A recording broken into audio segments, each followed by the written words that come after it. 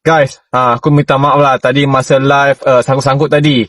Sebab pertama memang line memang tak mengizinkan. Itu punca pertama dan terakhir. Aku pergi live tu, aku tu kat phone aku tu 2 bar je tinggal. Aku cakap apa, memang tak boleh buat apa lah ni. Lepas tu bar pun macam sepoi-sepoi. Kejap 1 bar, kejap 2 bar, kejap tak ada bar. Memang susah gila. Ni Kimi tadi nak buat QR payment pun bapak susah. So Kimi masa tengok live pun Kimi redha je. Okay guys, so sekarang ni untuk event TCGKL is a wrap. Okay, so Kimi dah settle semua dah. Kimi tak pergi kot esok. By the way guys, mana tak tahu untuk event TCGKL ni dia buat 3 hari. Hari Jumaat semalam, hari ni hari Sabtu. Lepas tu dia buat lagi esok hari Ahad. Kimi pergi sehari je hari Sabtu.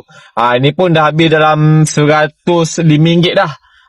Kimi overspend RM5. Kimi bajet 100 je. Tapi beli ingat dah ngam dah ataupun dah below budget. Rupanya dah terlebih budget terlebih budget RM5. Okay, jom kita tengok apa yang Kimi beli tadi. Okay guys, kad yang pertama Kimi beli ni, bawah Hancock ni. Bawah Hancock AA. Harga dia RM10 saja. Okay, Kimi beli. Lepas tu Kimi beli promo card Brook ni harga RM15. Okay, Kimi beli. Tak fokus lah. Tu RM15 Kimi beli. Lepas tu Kimi beli ni Downfall AA. Harga dia RM15 juga kan. Ni Kimi beli SCC Shank harga RM10. RM10.90 to be exact. Okay.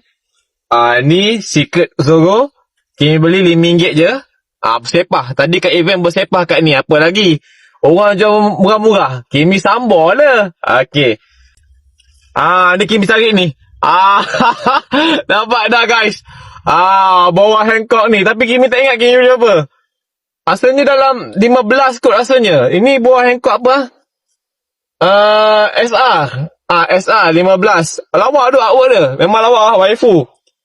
Ni waifu ni. Lepas tu Kimi beli ni Don. Bawah Hancock lagi RM20. Okay, terjumpa.